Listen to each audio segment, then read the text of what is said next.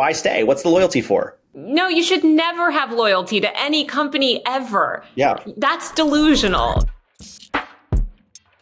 We've all been on LinkedIn and seen some bro that we used to work with waxing poetic about leveling up in B2B sales. Or watched one of those day-in-the-life TikToks about what it's like to work for a FAANG company. Corporate influencers are having a moment. Some of it's cringe, but some of it's actually helpful in terms of understanding the inner workings of modern office life, or making fun of it. We're salespeople.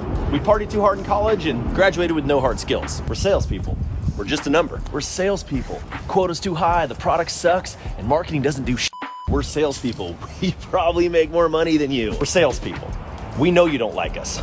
We don't even like us. Here to help us understand a little bit more about it all is a man who does both. Ross Pomerantz goes by the alter ego Corporate Bro. He's a successful corporate influencer in his own right, while simultaneously parodying the entire genre. Ross, welcome to Power User. Thanks for having me. Okay, so first I want to explain to people, what is a corporate influencer? I feel like you're part of this burgeoning class of content creators making content about the workplace. Tell me a little bit about sort of what it means to be a corporate influencer and how you got into all of this.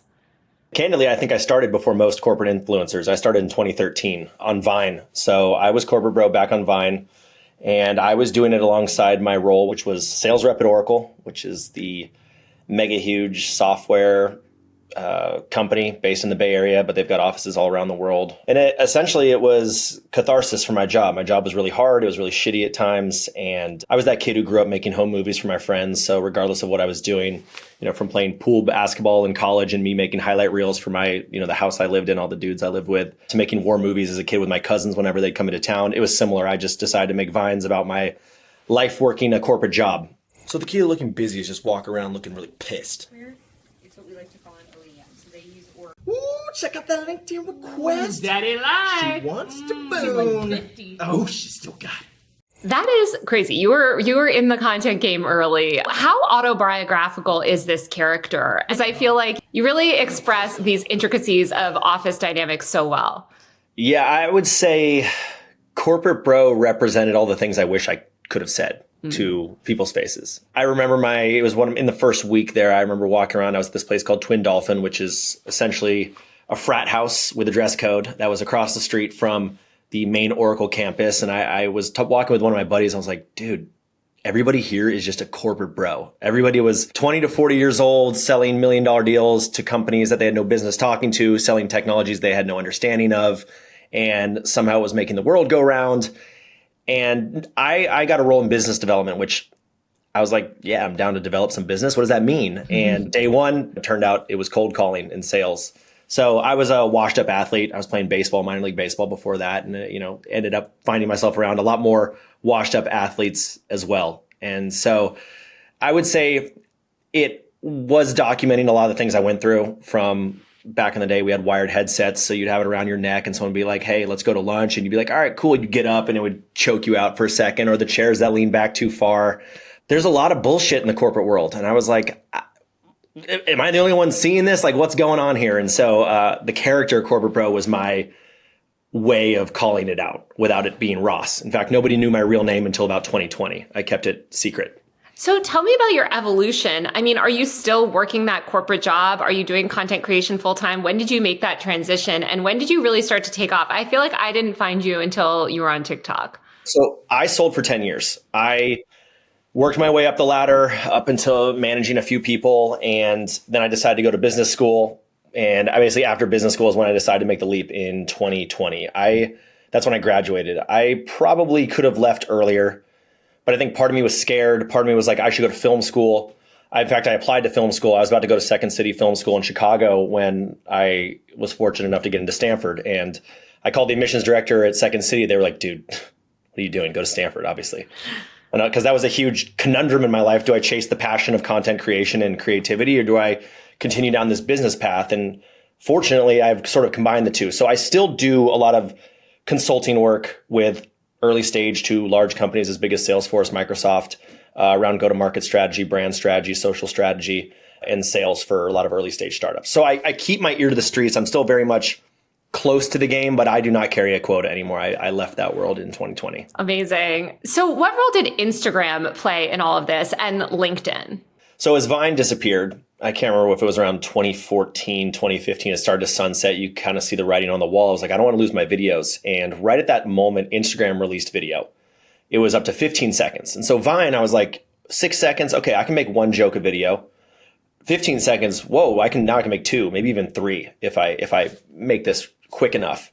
And so I started transferring my videos over there. I started shooting new ones, longer ones, sort of developing the characters a little bit. I started bringing in a manager character, a few other like recurring sales rep, which were just my friends, people I worked with and family. Like my manager was actually my little brother for the longest time.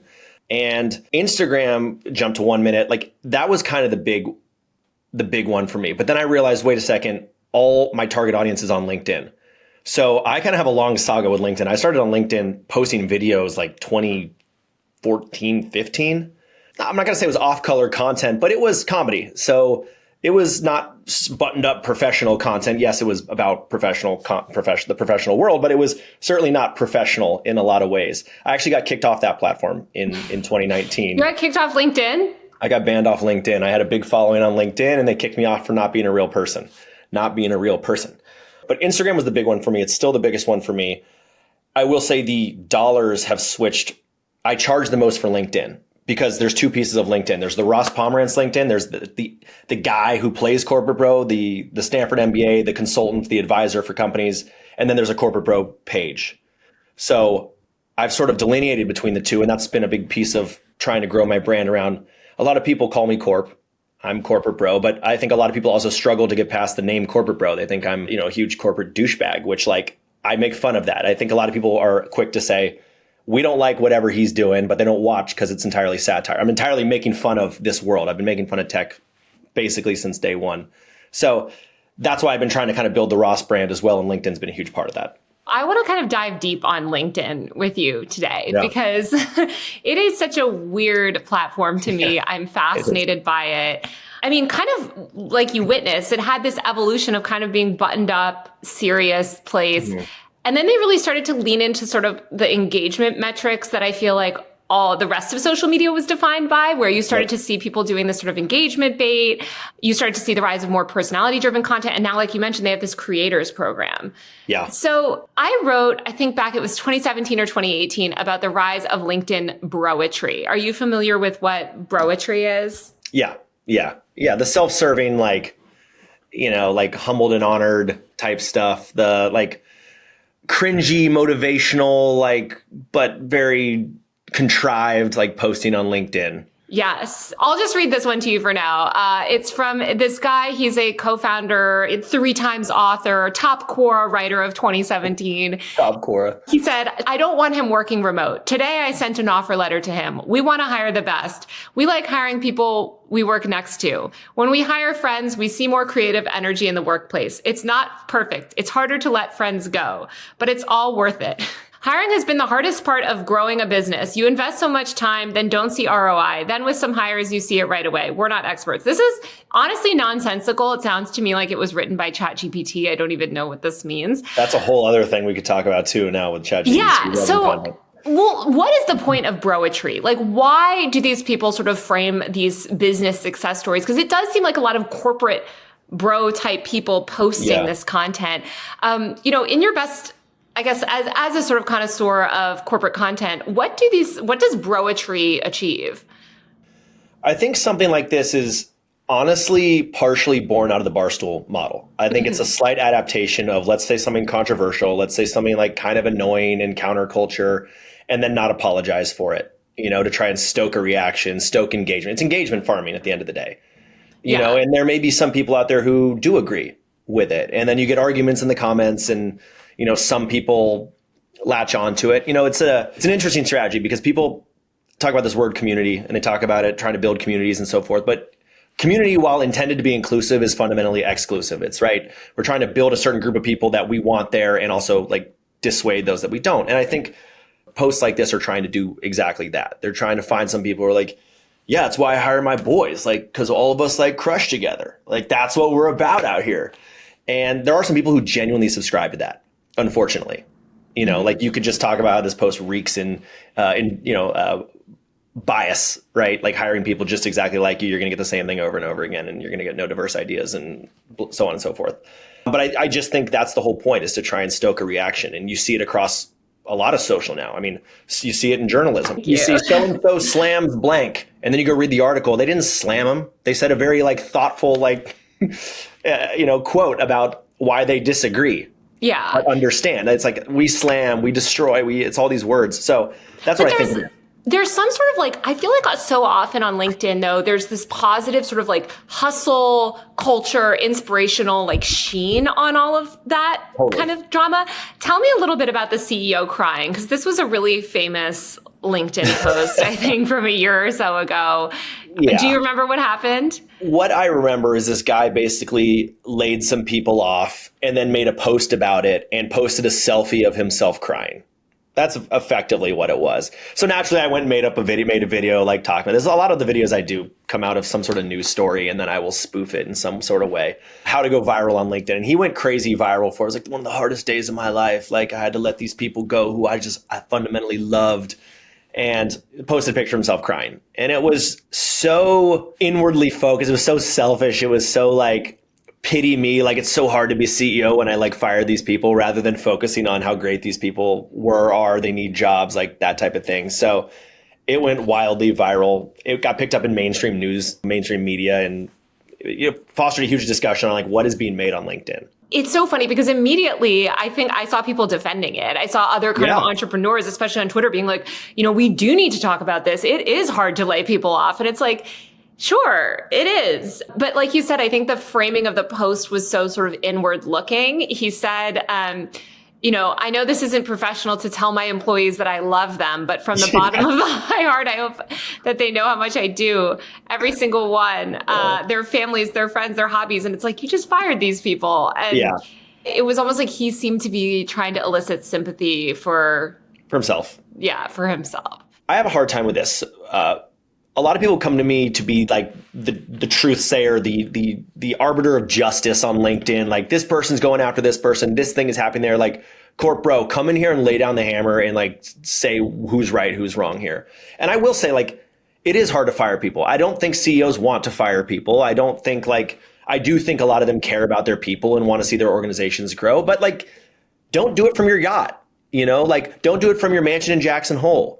Don't show up late to an all hands meeting where everybody's basically sitting there to say who's on the chopping block today. And that's a major company that may or may not work with Matthew McConaughey. I think there was just a lot of misses and a lot of out of touch deliveries on those things as the layoffs were happening. Because I still, at the end of the day, I do think it's hard. I don't think there's a right way to do it or a perfect way to do it. Some people got laid off over Zoom. Some people's Slacks just got shut off. Their badge stopped working. But there's never a good way or a right way. It was an HR person, not even their manager. There's a lot of things that were done horribly, horribly wrong. But I do still think it's hard. I don't think they want to do it. They're not all bad people. There was just so much out of touch bullshit. I mean, I feel one thing that LinkedIn has really done, especially as it's evolved to be more creator focused, is just try to sort of train people to focus on their personal brands. It seems like every CEO now has to be their own brand. What sort of changes are you noticing in terms of power dynamics in these corporate environments with everyone trying to be an influencer? I mean, it just means there's a lot more fluff. There's a lot more BS. It's becoming more and more saturated. I still think LinkedIn has so much opportunity for people. I think a good personal brand on LinkedIn is extremely lucrative, extremely valuable. It's no different than building your brand anywhere else. It opens up opportunities and people want to work with you. They feel like they know you. You can build trust. There's a lot of great things that can come out of it. I do think still today, a lot of the best people who are the best at what they do spend their day doing that and not posting about it. I know, but I feel like everyone has to be an influencer now, and especially with corporate influencers. I mean, it just seems like everyone has to document everything. Do you remember when there was that rise of sort of a day in my life of FANG employee, and then people were vlogging their, lunches or whatever at Google? It just seems like we've now entered in this stage of the content creation economy, I guess, where you do have to have a sort of audience, a reputation, or that girl that got laid off. How do you think young people especially should navigate that balance? And where do you see this going? And what does this mean for corporate environments? I mean, first of all, I agree 100%. That building a personal brand is almost table stakes nowadays, especially if you're an early stage startup. It's a way to get in front of potential customers. It's a way to explain what you do in a not necessarily selling, direct sales, direct marketing kind of way. A lot of times these people will build their brands while at the bottom of the totem pole, they'll be like, hey, I'm talking about my life at work. I'm helping bring value to this company. Like I should be paid for it, or they're going to go off and do their own thing eventually. Like case in point right here in front of me. I mean, both of us in a lot of ways. In a sense, too, you're also using your company for clout. I mean, if you're vlogging yourself as a day in the life of a Googler, for instance, like you're kind of using the company itself to grow your personal brand, which of course we all do to an extent, right? We use our work experience to build this, to build the narrative about ourselves. But I guess like, I wonder if you've noticed companies sort of changing policies on any of that stuff. I've definitely noticed, I mean, news organizations have cracked down, but do you see any other sort of corporate places like Salesforce or these other big companies trying to get a handle on their employees' content creation? I haven't seen it from a policy. Granted, I'm not in the day-to-day there. I haven't seen it from like, no one's come to me from a policy standpoint and been like, I was told it is against company rules for me to do this. I do think people are still wary because it's not that difficult to go viral for a bad reason and say something that you didn't mean or get. I've had it happen to me, have someone pull a quote, take it completely out of context, and the internet runs away with it because they don't bother to read the rest of it or do any research. I think people are nervous about that to put themselves out there. It is a humbling and raw and vulnerable experience to put yourself out online. It is, because someone's always got something to say. I do think companies are going to find themselves treating those employees a lot like athletes, where they either need to pay them to stick around or let them go, let them kind of run away. It's going to be sort of not influencer for hire, but yeah, I guess I'll treat it kind of like athletes. Yeah. Do you see companies having their own like in-house corporate influencers? I've seen a lot of companies trying to do that, but inevitably what happens is they allow them or they want them to be those influencers, but they're paying them for a different role, right? They're like, it might be a head of sales, but they're building a huge personal brand. They're like, we love this. Like, we're going to get you in front of this, this, and this, but they're still just getting paid to be a head of sales. And then they get really big and the head of sales is like, hey, I'm like kind of doing multiple jobs here. Can you pay me a lot more considering how many eyeballs I'm getting on the company? And they're like, oh, wait, no. And they leave. So it's hard. You can incubate someone, but they're going to get big enough and leave unless you do something to keep them. I think that's been the biggest issue. And a lot of companies come to me and they're like, yeah, we're building up these folks internally. Some are better than others, in my opinion, and they have all left. They've all gotten big enough and been like, I'm going to take a job. Like, another company noticed me and is going to pay me a lot more to do the same job.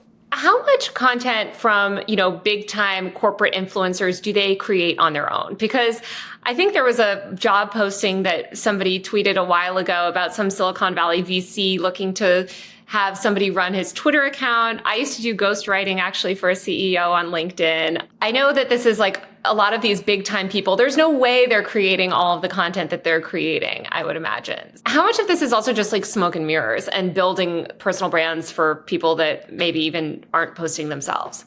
I think there's more of it than people realize. But I will say now with AI, there's a lot more of that now. Like I know a huge VC who has a Hollywood writer who writes all of his speeches, all of his like tweets, all of his like. What? He's like a Hollywood screenwriter, and he's like a hilarious. He writes a lot. He wrote for like Kimmel and like a few of the other late night folks. But he contracts him out and says, "Hey, like I need you. I've got a speech I'm giving. Hey, I've got some like content I want to post about." The guy whips it up. He gives him the interviews him, gives him the details. The guy whips it up. He, goes back to him. He might make a few tweaks. Like that's where we're at now, and it's interesting. Like I think writing and good writing is still extremely undervalued and underappreciated. You can find writers for fairly cheap, especially including accomplished writers, which is disappointing in my opinion. Catch me writing, CEO's LinkedIn spam, I guess, in 6 months if my journalism career doesn't. I mean, who knows what kind of, there may be huge money in that at some point. I still don't think AI has gotten good enough to take over good writers. Like it's enough to put something out. Let's get into AI because my entire LinkedIn feed is just AI at this point. Like it is indistinguishable and it seems like so many people are leveraging ChatGPT. What do you think AI is doing to the platform and this whole sort of corporate influence world? I mean, it's flooding it with bullshit, frankly. You can just tell when something is written by ChatGPT. It's like corny. It's like, it feels like it's written by like a stoned fifth grader. Yes. People who have a unique writing style, it makes them stand out a lot more. Like you can just tell. And now there's all these rise of influencers who are AI experts, how to leverage AI. And of course, like everybody's trying to figure out how to leverage AI. I do believe we're underestimating how big AI and how important it's going to be in the next 10 years, but we're overestimating it in the short term. It may speed up some things, but it doesn't create genius content. Like it doesn't have the human soul in it. It doesn't create. Yeah, which is ironically what made that Broetry so compelling. Like, I feel like what made Broetry so compelling was that it was weirdly emotional or like almost psychopathic. Like there was this like narcissistic as hell. Like this human intensity to it that has been so watered down by the rise of the ChatGPT stuff. Which I think is going to prove a problem for LinkedIn. Like, I don't think that this AI content is as engaging as sort of the OG Broetry. LinkedIn stated in a recent earnings call that people engage with over 1.5 million pieces of content per minute on the platform, with uploads growing 34% year over year. How do you see this flood of content affecting the creator landscape and just the user experience of LinkedIn? It gives me YouTube 2010 vibes. It gives me like Instagram and Instagram like pre-interest-based algorithm vibes. It feels like what they're trying to do is promote so much content generation so that they can train their algorithms and their like suggestion algorithms. It's a problem right now, but what I do think LinkedIn's really good at is showing you the things you've opted into. Unlike Instagram and unlike TikTok, where it decides if your own followers who have opted into you will get to see your content, which I think is still madness. LinkedIn's also been leaning very hard into video. They've been encouraging creators to post videos. They have this sort of short form video carousels now in LinkedIn. Yep. Do you think that this platform will successfully pivot to video? I mean, are we looking at the next sort of Instagram or YouTube? You know, you compare it to YouTube in 2010. Do you think that eventually LinkedIn will just be primarily video? I do. I think there will still be a place for it because I don't know what the future of Twitter, because I'm not going to call it that. I'm not going to call it X. I don't know what the future of that looks like. I do think they will be a hybrid of both, but I still think video is more engaging for people. It's more eye-catching. It's more likely that someone's going to stop as they scroll. Like just the fact that a video is whatever this big on a screen, as more and more people use mobile, it's a better chance that someone's going to stop. It just is better. Yeah, I agree with you. I think it's much more engaging. I think a lot of video takes more resources to produce, and a lot 100%. Of these big people on LinkedIn are not used to producing video. So I think it'll reshift the power dynamics on the platform. It's interesting you mentioned Twitter/X because I said when Twitter died, I remember people saying that LinkedIn is actually going to be the biggest beneficiary, or rather when it rebranded, Elon took it over. Yep. Do you think that that's panned out? I mean, do you think that all of those people, because now I think something like massive amounts of Twitter users have left the platform since Elon took over. Have those people gone to LinkedIn? I mean, is LinkedIn the biggest sort of winner of the whole Twitter debacle? It's hard to know.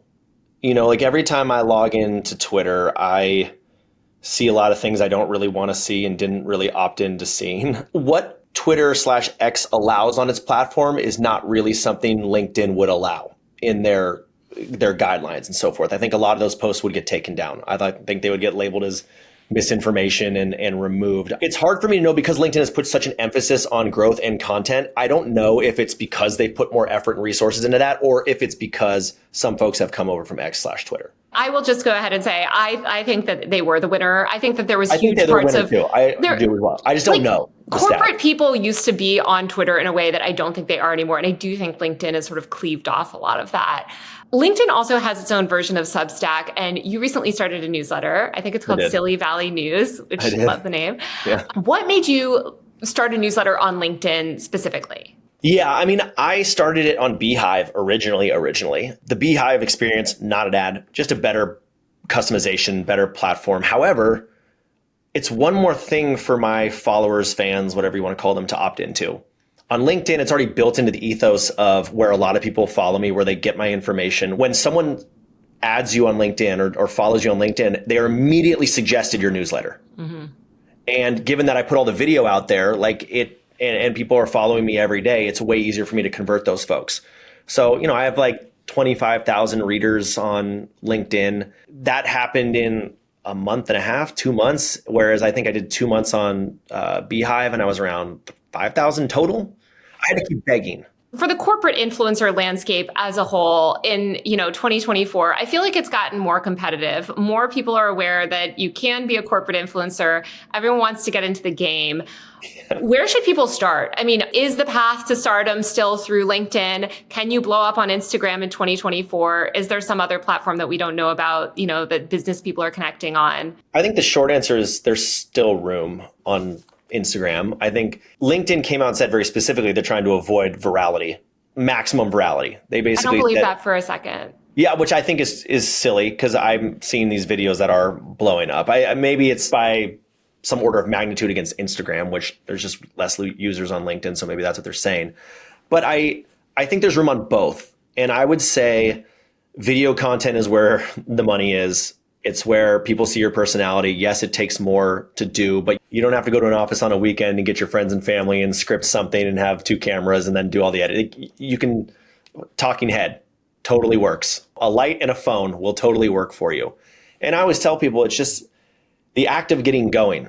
There's an analysis paralysis. Everybody's like, is this perfect? Is that perfect? Like, honestly, a little screw up in there adds engagement. Wait, I saw that your hat moved. And people love to comment on like the mess ups in my videos. And I'm like, good. Sometimes I put them in there intentionally so they engage with it. Yeah. What do you think is like the biggest bullshit facing the business world today? I still think the glass ceiling is a problem. I still think like diversity is a huge, huge problem, especially in tech.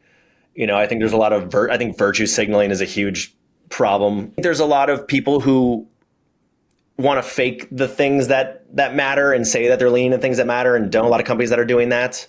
What about hustle culture? Because I feel like so much of corporate influence or promoting yourself as a worker is intertwined with hustle culture. So I'm probably guilty of hustle culture, like just doing that myself. I am addicted to work and it's a problem I'm working through in therapy right now. It's not something I really want to brag about. I actually do think it's flipping the other way now. I think people are talking more about how cool it is to not work. I'm seeing a lot more of that than the hustle culture. I think people are laughing. Like hustle culture is corny now. You're right. Like it's kind of lame now to be that way. Or those are the people that are most mocked online. Like we all agree that like we don't want to work and none of us should have to work. Like, is that a crime? Like not all of us want to work. Like some people need money to live the life they want to live and that's okay. Yeah. That's okay. So I think it's switching. I actually do think it's kind of going the opposite direction. It's case by case, but hustle culture in a nutshell, like it has a negative connotation now. I think it's a joke. Yeah. There's been so much sort of humorous portrayal of workplaces in media. We had Dilbert, the comic, obviously the show The Office. Now we have this generation of corporate influencers. Where do you see things going next? I think there's just going to be more corporate influencers. I think we'll just continue to niche down. What a dystopian world, Ross. There's social media has created a very, very strange ecosystem of life. And like, I can't even imagine where we're going to be in 20 years. I'm curious your thought on where we'll be in 20 years. Will some of these platforms be gone? Will the new ones rise? I mean, I feel like that's kind of always an ebb and flow in life. But what do you think it's going to be in 20 years? I don't know, but I do think people have less of a sort of tie to their jobs. This has been a shifting thing among generations, but it's interesting to see the rise of corporate influencers at the same time that young people have less and less sort of emotional attachment to their jobs and that they're more likely to switch jobs. The loyalty piece is huge. People today are way less loyal to their jobs than even 20 years ago. And yet we're seeing these corporate influencers where their whole job is it's so tied to their online persona and their personal brand. It is, but you're also like, the sad truth now is the best way to get a raise is to leave your company. Of course. Or like a valuable raise, a useful raise, because all the raises people get by staying are negligible. Of course. So why stay? What's the loyalty for?